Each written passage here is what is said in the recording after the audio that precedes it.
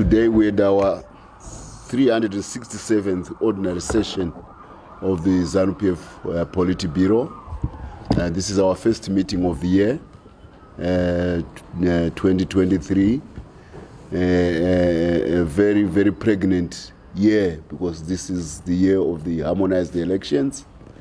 You are aware that ZEC has finished its delimitation report, which has since been gazetted, and the other constitutional steps which are a sequel to the publication of the delimitation report are now in gear. These are constitutional steps. These are not to the discretion of anybody other than the Constitution itself. So the session today focused much more on housekeeping issues. First, to ginger up our party. Secondly, to make sure that it is well prepared for the tasks which entail the process towards winning overwhelmingly the coming harmonized election. So he focused on solidifying his team, which he has just announced through the press before, but he had not formally met them in person. That is at the politburo level. So those who are in the politburo, they had a formal announcement from the men who appointed them face to face during this meeting. We still have another stage, which is the announcement of the other members of the politburo, which is the deputies. And once it is done, there shall be an induction process, an induction ceremony for all the members of the politburo who will be going to serve in the party for the next 5 years. I am mentioning these things from the onset because there is a very distinctive aspect about Zanu PF. It's a party with a history. It's a party which waged the People's War. The science and art of organization runs in the DNA of Zanu PF. We are contrasting ourselves to the other party, which now says even what the American mentors tells them about how to run political parties, they disregard. They now say they are a secret society or a phantom party which works at night when everybody else is asleep. The only time we are masters of that at Zanu PF. We used to do that during the war in order to evade the enemy, but we are now in independent Zimbabwe. We have absolutely no reason to disturb the people of Zimbabwe at night, at midnight, in order to try to organize them into a political party, which is claimed by CCC and Chamisa. I think it's a lie. He wants to appear like he's organizing. Maybe he's just not organizing. We don't see him on the ground.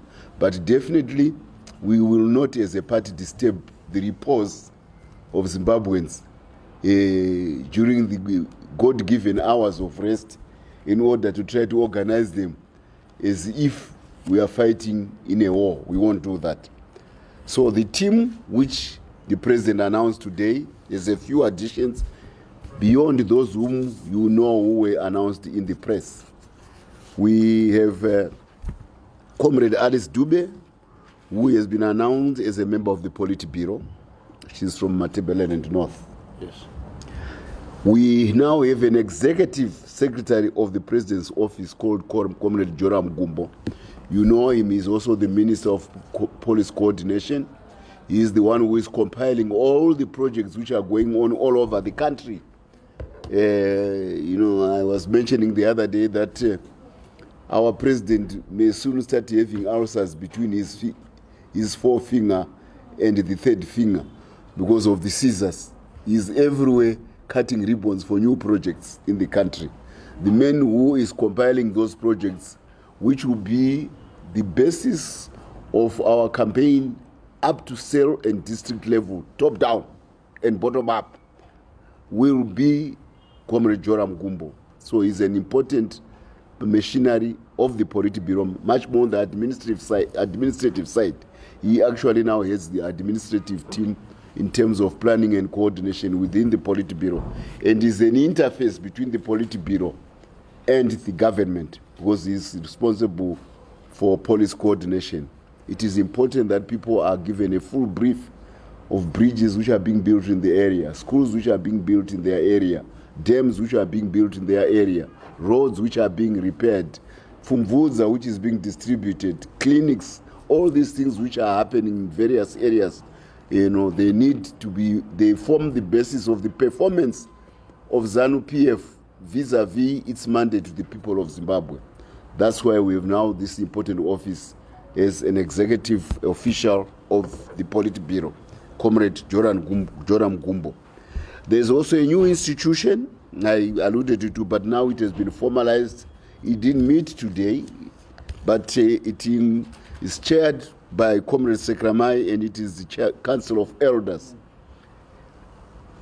He is supported by Comrade Hungwe, JD, Comrade Masuku from Blawayo, the Deputy Secretary of the Women's League, Comrade Edna Madzongwe, and Comrade Parenyatwa David, as well as Ambassador Maboy Ngube. I think some of you remember him. He used to be our ambassador to Egypt. There are still another 4 or 5 outstanding members of the Council of Elders. We do value institutional memory in Zanu PF. We don't throw away our years of wisdom because the party needs it. You see what happens with the other party. You don't win, you are thrown away. Chamisa doesn't want to have anything with the original members of the original MTC, who are now disgruntled because they were in the trenches with Tsvangirai from the beginning. Anam Pariwa, Anam Dzuri, Anakomichi, all these people are being discarded like banana skins, after you eat a banana. We don't do things like that in Zanu PF. We value very much institutional memory, so that young people like him can always profit, and they will be there to have a historical perspective of the proceedings of the politburo, so that when we are straying because of fading memory, they can say, we went through this thing in 1966, in 1962, or in 1970s, and this is how the party handled this. So it is very important for a part of history like Zanu PF that we now have this Council of Elders.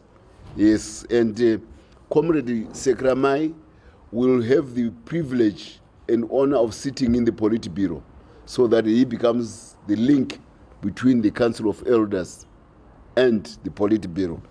We also, the President also assigned the duties of the various politburo members, including renaming Comrade Obet Mpofu as the Secretary General of the party, beyond just being the Secretary of Administration.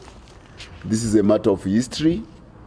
We were a scientific socialist party as a liberation movement during the war, and we followed the precedents of the Soviet Union and China in how to organize revolutionary parties.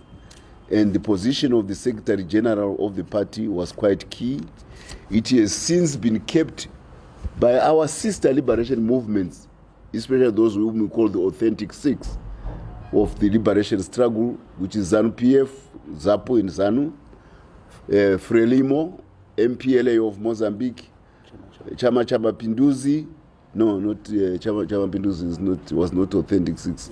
It was the host of the authentic six. Oh, yeah. Yes, it was the host of the authentic six, Chama Pinduzi.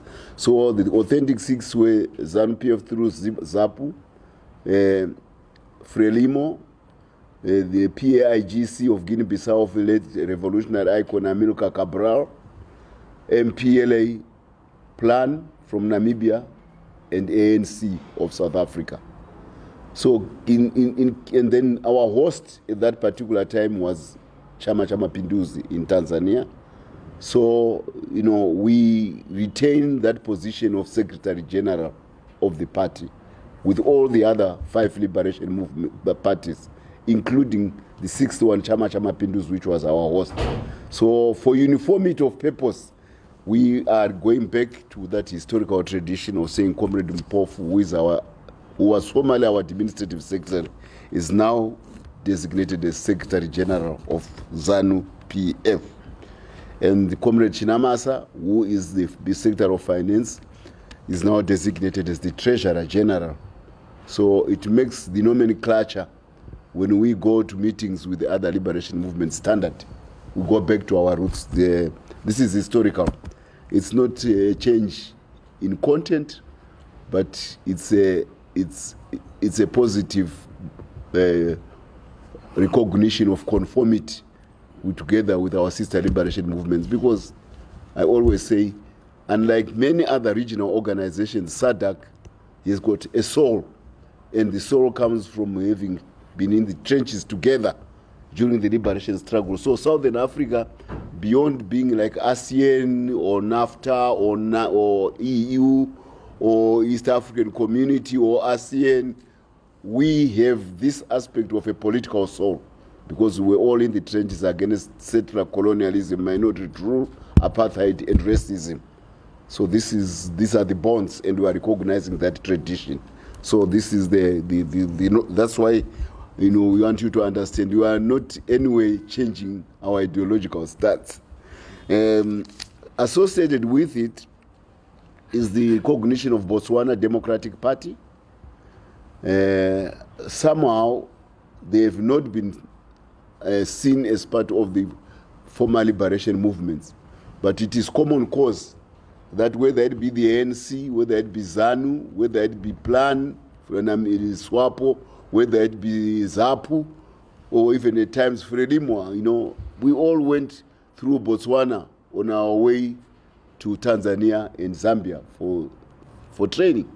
It acted as a conduit. And Setseretse Kama, despite the fragility of Botswana, was a staunch supporter of the liberation struggle during that period.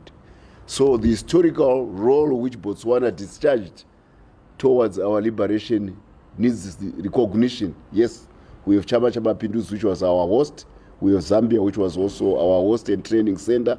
But Botswana was a transit for the guerrillas going to war. So our president has been consulted at the appeal of President Masisi to say Botswana needs to be included.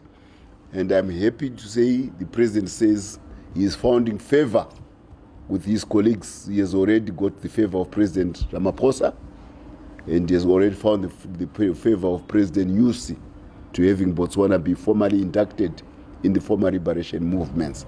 He shall be proceeding as remember, our president is the doyen of the liberation struggle, even going out to be a guerrilla before even the OAU Liberation Committee was set up, before even the IU itself was set up. It was already in 1962 going to other countries to look for training. So he's got a lot of this institutional memory about where we have come from, apart from being in prison training, then being in prison, then going up, and then going to war again for the second time. So he is really a banker, and they rely on him. So he is very much disposed towards welcoming Botswana as a member of the former liberation movements, especially in the name in the organization called the Botswana Democratic Party. The other item which took some time was, remember, he was there to announce, to assign duties, to spruce up the organization of the party, and generally to tweak it so that it is finally attuned for the elections. That's what the meeting was about today, mainly housekeeping, to make sure that we are up to speed with the coming elections. And inevitably, the most important issue of the time is the cell verification. We are verifying ourselves, and we are also pushing the numbers of voters so that they can beat the impending ZEC deadline. It is, you may want to know that 2 days after the after the elections proclamation, any voters who subsequently register will not participate in the coming elections. So it is very, very important that we are on the right side of the Constitution in terms of registering our voters. And the figures are very impressive of what is coming on from our cell verification and voter registration exercise. They are very impressive. It is clear that the message of development which is going on all over the country has hit a right chord with the voters. It is also very, very evident that in urban areas there is a sense of hope and a sense of compare and contrast on the performance of those who have spent 2 decades running cities to decay and decadence, as opposed to the forward-looking infrastructure agenda of the president, which has literally turned this whole country into a huge construction site. Urban people are watching, and they are seeing that if this can be done by President Mnangagwa and Zanu PF for Zimbabwe, why can't we have it in Mutare? Why can't we have it in Harare? Why can't we have it in Bulawayo? And with this moribund leadership of the 2 decades of CCC, MDC, then the contrast is between day and night. And it's beginning to show in the response of the urban voter. Maybe there are those diehards who have always supported the MDC who still stick to that. But the general reasonable or indifferent or apathetic voter is beginning to respond to what the president is doing. And we are very happy with what Harare is offering, what Bulawayo is offering. We are even more enthused with what Mashonaland West is bringing. You will know that Mashonaland West is the original home of commercial agriculture. So a lot of foreigners came to Zimbabwe from Malawi, from Zambia, from Mozambique, to come and be migrant laborers. The main reason is that our local people were angry at being dispossessed, so they didn't want to go and farm the land which they owned on behalf of the new commercial white farmers who were growing tobacco or cotton or other fancy crops, which were for Britain to make money out of Zimbabwe. Now, at independence, all these people from these countries were made citizens of Zimbabwe. That's why we have no xenophobia problem in Zimbabwe. Because all the people from our neighboring countries, we took a Pan-Africanist stance. We said, you were here, this is your home. But there was a discrepancy between them having citizenship and actually exercising that citizenship by being registered in the National Citizen Act, under the National Citizenship Act. So President Mnangagwa used his powers and made a special proclamation to say ease up on all the impediments which may be placed before a Zimbabwean national who may not be registered as a citizen. Don't belabor him with go and get your grandparent from Mzuzi in Malawi to come and vouch that she used to work here so that you were born here even if your name is Banda. We're no longer bothered with that. You know, there's the whole process has been made so easy for people to register as citizens. It's good for national statistics. It's good for national inclusivity. It's good for national planning. You need to plan with everybody in the country being accounted for. So President Mnangagwa's policy has been to take the issue of citizenship further to the actual exercise of democratic rights by those citizens. So in Mashonaland West, it has created a bulge of new citizens who are keen to participate in the elections. So we are appealing to ZEC to rise to the occasion, to increase the manpower, because we don't want them to become the bottleneck. After all, what is the duty of ZEC? ZEC is there to make sure that people exercise their democratic right to vote. So if it is resources which they will need, they will have to be found to make sure that they don't become a bottleneck, a constraining factor to people who want to register as voters, because they've registered already as national citizens under the Citizenship Act. This is a very good thing, and I'm the leader, the politburo leader from Mashonaland West. I am so enthused by the response which we are getting from Mashonaland West, from former commercial farms. You know, there used to be a kind of refrain from former commercial farmers that, those after the land reform, people from were working there, they were not taken care of, they were discarded aside, they were this or that or that. We have now hit the nail on the head. We are squarely addressing that issue to make sure that they are participating citizens in the democratic process of the country.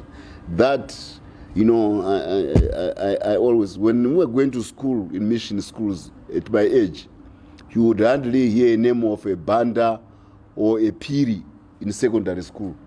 Only people from communal lands, tribal trust lands, and some urban areas would be going to school with local names, because these people were given alien citizenship. But now you go to all over the country, these names are common, because they're now participating in the life of, because we gave them citizenship after independence, and we removed the designation for alien.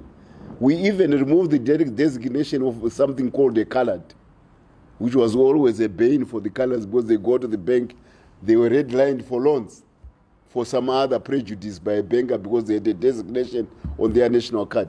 We have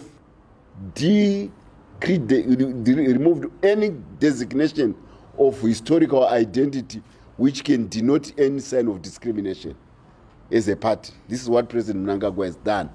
So it is paying off in the enthusiasm of the people who are responding to our teams which are on the ground, which are led by politburo members, to actually go and register, and thereafter to go and register as voters, because it's a two-stage process. Then we are also cross-checking that process by self-verification. We are a very scientific party, I tell you, because we ran a people's war. We don't take organization for granted. That's why we could overcome the Rhodesians. They were very organized, those whites. So we are using that historical capability, that historical ethos of organization within Zanu PF to approach this election in a scientific manner. Which is what is done by the opposition, which claims they campaign at night when like birds of the dark. No, we campaign in broad daylight. That's why the politburo was seized with these issues, and that's why the politburo is laying it out to you as the fourth estate. Carry this message to the people. I don't know whether it can be done by the other party, except constant crybaby accusations. Tazonza ene Zanu PF, tazonza ene Zanu PF, tatadza kuvisa tsvina neZanu PF, ndatadza kuvisa madororo mangu denzira kuti Zanu PF. I mean, you can clean your house without Zanu PF invoking your excuses about Zanu PF. These are your cities, after all. You collect rents, you collect rates, you pay yourselves at the end of the month. Why can't you say, I can't pay myself at the end of the month, and you become a pauper because Zanu PF has not given you money? You want to retain the office and pay yourselves, but you don't want to discharge the responsibility which comes with that office because you want to blame Zanu PF. Please take yourself seriously as elected voters. So this is what we are seeing with the urban electorate. Yes, we have something which will face a historical thing. There are some historians, I think, from universities in Canada who were involved in compiling the early history of the liberation struggle, starting with Frelimo's War from Tanzania and Mozambique. I think this Dr. Isaac Mann, if you go on the internet, him and his wife, they are the ones who have been at the forefront of writing about that period of the formation of the liberation movements, the way they prosecuted the armed struggle, and the way they eventually won. So they're old now, but they've got all this information, and they want to update the history of Southern Africa, so they've centered it around the most remarkable men of the revolutionary national liberation movements of Southern Africa. And it is none other than Samora Machel, my inspiration to leave university, to go to war. Inspiration of all those people who left Tegwani, St. Augustine's, Mutambara, Nyamzue, St. Benedict's, all of them. And those people from the 1970s who said, we're done, we are going to sacrifice our life even as young.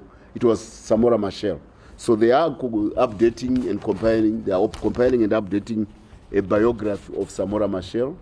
They've arrived in the country, they are at the Rainbow Towers, and through our Chitepo School of Ideology, we shall be making our contributions to make sure that we enrich this remarkable life of Samora Machel and the paradigm shift, the game-changing manner.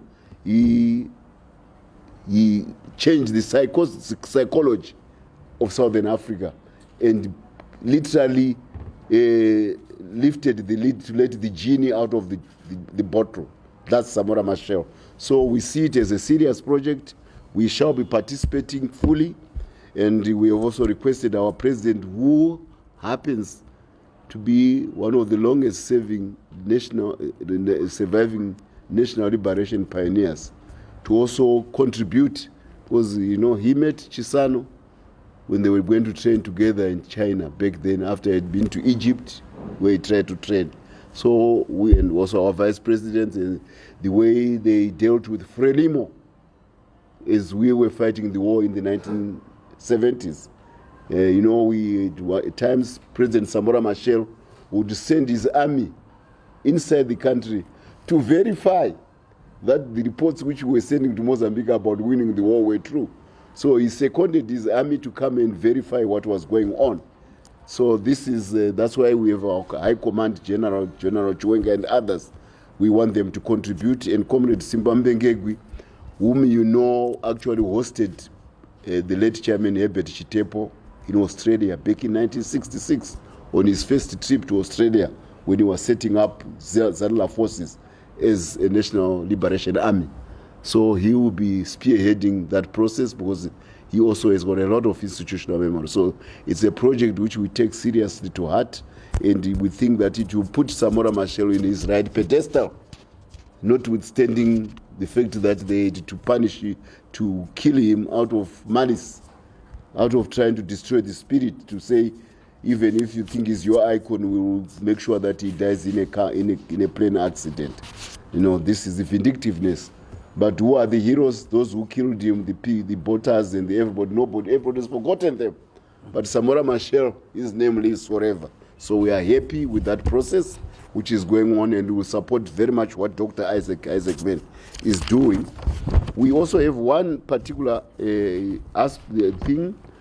Many of you now are now aware that a new vicious campaign is being launched against Zimbabwe, because they have seen the success of the president with his infrastructure agenda. Hapana anosiwa, hapana region nosiwa. They have seen how our financial ingenuity and economic management skills have staged the specter of inflation, because the most favorite weapon of the West, in particular of America, but all imperialism, is inflation. Inflation takes money out of people's pockets even when they are asleep. They wake up the next morning to find that their money is now become worthless. And it is the main driver of discontent to make sure that you unseat populist governments. So the president and his dream team at the Reserve Bank and at the Ministry of Finance have outwitted them. And one of the most innovative, in fact, I would really say it's an act of genius, was to use gold coins as a reference point for our national currency. Remember, we used to use the US dollar as our reference point as a national currency. Now the US dollar is called fiat money It's money by decision of a foreign government called the American government through their bank, which is called the Fed, the Federal Administration, the Federal Bank in Washington. It is one which prints the US dollar. So if you are using the US dollar, you are at the fate of the men in Washington. You may not know. If America borrows money, it does not go and work hard to repay the money. No, it doesn't do that. It borrows money from you, it goes and prints more US dollars and gives them back to you. You understand? So if you are using the US dollar, you are at the mercy of the Fed. And if you are not liked by America, then they use the dollar as a vicious weapon against your national currency. And that's what Zimbabwe went through 2008. And that's what Zimbabwe was trying to go through again through 2021. Remember July 31 in the 8 major uprising?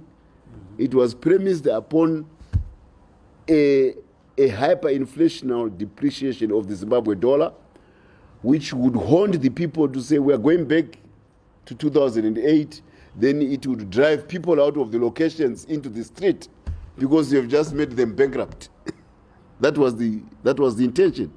So President Mnangagwa deftly moved in and he put in 2 statutory instruments which made sure that one, those who are driving inflation through mobile money, Eco Cash, were husbanded into the central bank. So the switch of Econet to print money as Steward Bank was now under the supervision of Governor Mangunja. There was now no more malfeasance at Eco Cash. That's why you see, you used to go to the hotels. Before you go in, there will be a swarm of young people with phones. I'm beating US dollar, this US dollar, that. That disappeared because the switch which was printing money was now seen as a printing money machine in digital currency. Because digital currency is also currency now, it's new currency. So the other thing was, of course, the reference to Old Mutual as a derivative in stocks, which would then be pegged on the US dollar. The governor says 20 to the US dollar today, Old Mutual says 200. The governor catches up at 250. Old Mutual says 500. The next day, the governor says 1,000. Old Mutual says 3,000. So it was like a dog chasing its tail around this. So the derivative was removed by statutory instrument with the president. That stabilized our currency. But the issue, the challenge then was, how do we reference our coin? What do we do to peg our currency to something else other than the US dollar? And that's where the genius lay. We decided that the gold, which is not fiat money because gold is traded on the international market as a commodity called gold, and it has a fixed price whether you are in Sydney or you are in Sao Paulo.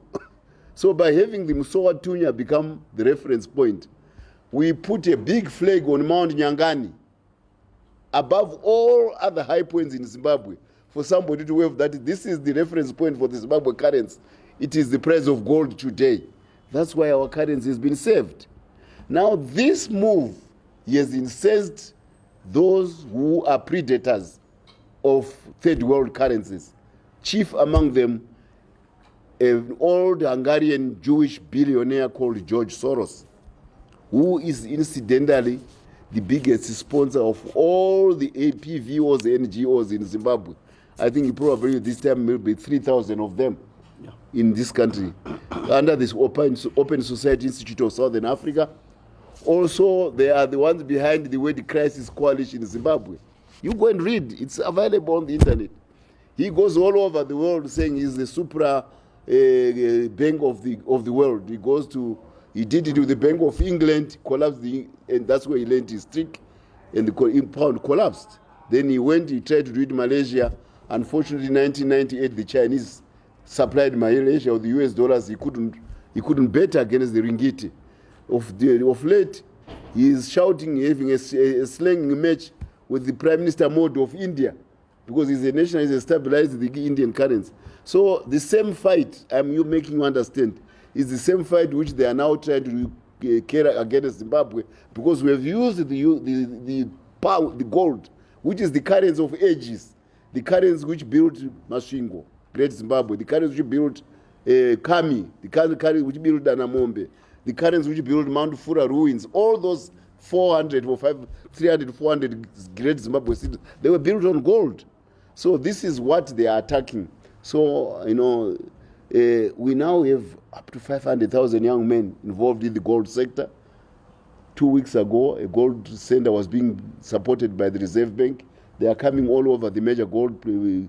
And all these young people are now awash with US dollars. That's why, you know, even I know the currency is collapsing, the Zimbabwe dollar, but not at the same pace. But more important, you can still transact because the net current account of the Zimbabwe economy now, we have got more US dollars coming than going out. We may not have enough to cover the historical deficit, but we definitely have enough to sustain the current consumption. And that's why the governor is settling all the auction arrears and many other things. So this success, which I'm talking about, in using the gold to stabilize our currency, is what is the purpose of the attack which Al Jazeera is going to launch against Zimbabwe. And it is going to be using the white and the disloyal members who were gold smugglers, who were using some of our young people who were gardeners at that time to smuggle gold, to buy and smuggle gold. Now these young people are now businessmen in their own right. So the prospect of seeing your garden boy become a millionaire and you are nothing because you were a looter. Now they are now claiming that, you know, Zimbabwe's gold is being looted. But the number of cars in the street, the number of service stations, the amount of US dollars all show that we are keeping our money. Nobody in Zimbabwe is saying I'm being looted. And these young people who are in the gold centers, they're all being paid promptly by Fidelity. But a white person who used to be enjoying our loot and taking it to Dubai and elsewhere is the one who is at the forefront. I think his name is Scott Macmillan. Everybody remembers him from his days in Kwekwe. So he is the front piece, the centerpiece of this campaign against Zimbabwe to say the country is looting, because they are claiming that the gold which belongs to this country belongs to the Queen of England or to the King of England, because that's what he did after 1890. No, it belongs to us. It's our gold. So I want you to be very aware about this. And the president has said, yes, we are fully aware of this vicious fight. But like many other fights, we will win. Like the sanctions one, we will win. Like the hunger one, we will win. Like the elections, we will win. Because Zanu PF's destiny is to work closely with the Zimbabwe people so that we never lose. Takachibata kuti dri chimutichi. And we are not going to let go. Those are, I want this younger generation, your young generation, kuti takachibata chimuti. We will not let go this time. Takachiti G, we will never open like that party to open our fingers. No, G. Yeah, so this campaign will come to naught again.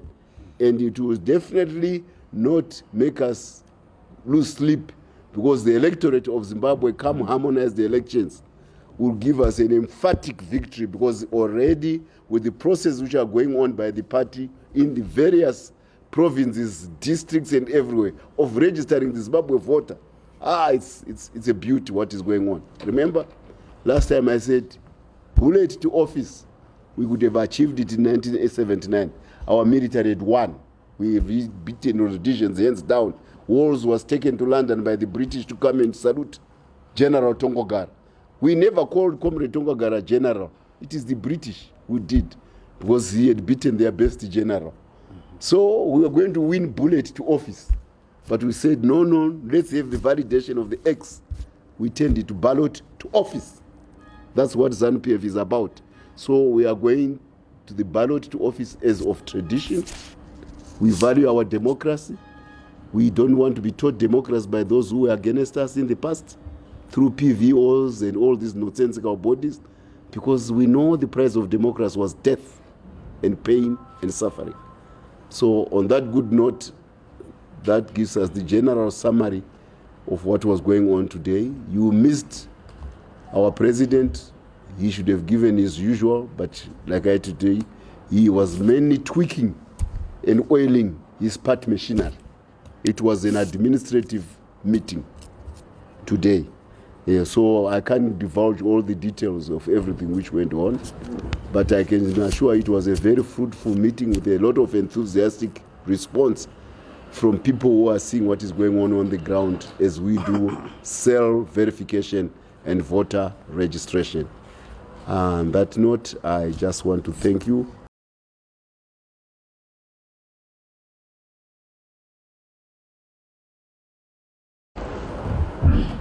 Do you discuss anything relating to primary election graduates? There was no discussion, but I've already alluded to it. I said the delimitation report has been gazetted. The processes which follow that, the sequel to that, it's in constitutional strictures of the 2013 Zimbabwe Supreme Law of the land. And our president, being a constitutionalist, he is going to follow the dictates of the constitution, the statutes concerning elections. So, since Zanu PF is a private organization, it has to comply with the strictures of the constitution. And once the president acts as executive, we as a party must be compliant to the strictures of the constitution. So him as the first secretary and president of Zanu PF, he has to make sure that his party actually adheres to whatever he will be saying as president of the republic. So I think that answers you. You know, read his lips as concerns the progress towards national harmonized elections according to the constitution. And Zanu PF will be benchmarking its activities in expectation, not after expectation, in expectation of those steps.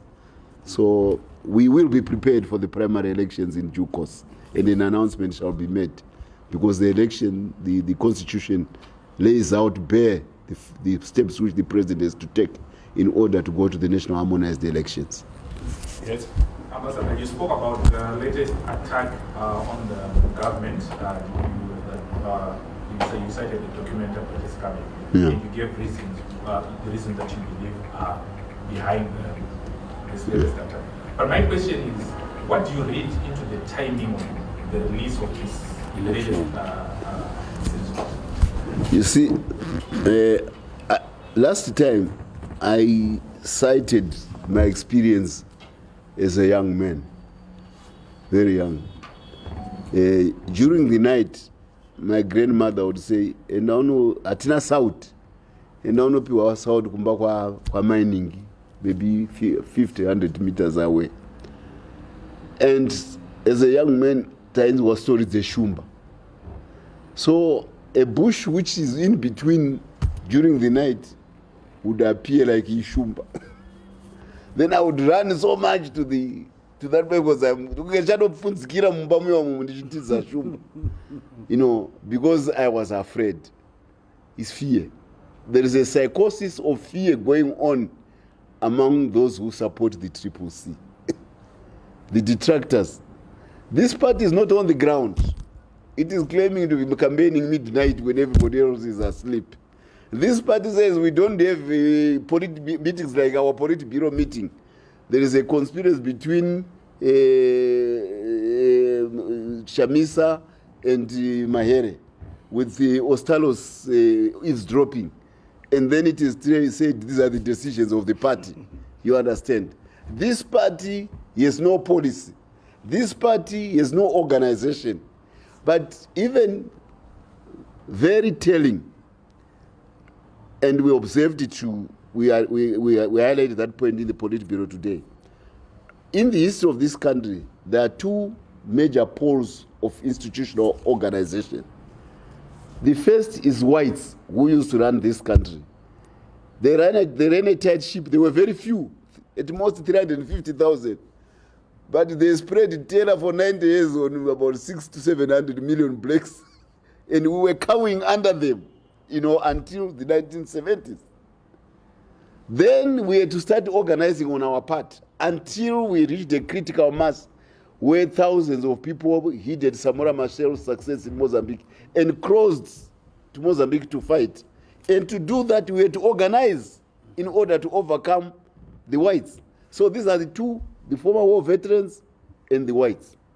Now what the president has done with his policies of urban renewal and economic revival, infrastructure, financial management, stanching inflation, our white population is identifying more with Zimbabwe than any other history.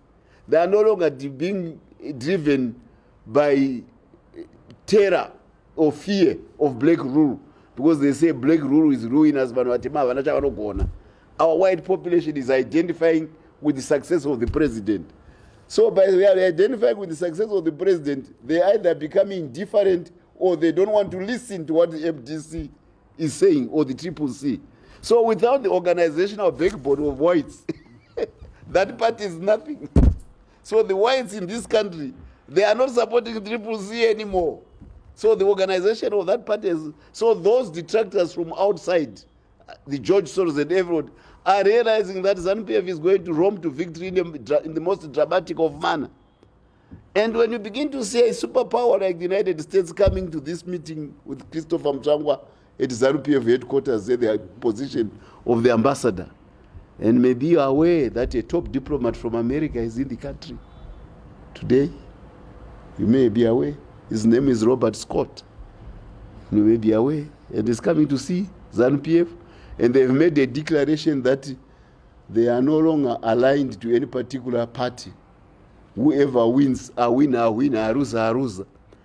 I don't want to take them at their word, but in diplomacy, that's what we do. You report what you hear. But if I'm the one who used to enjoy the company of these people and I'm hearing them, that even if they are lying to me, but you hear that you quake under your shoes to say, how is it possible that all along he was with me, now even if he came to lie to me, you will still be discomforted. You understand? These are signs of the times.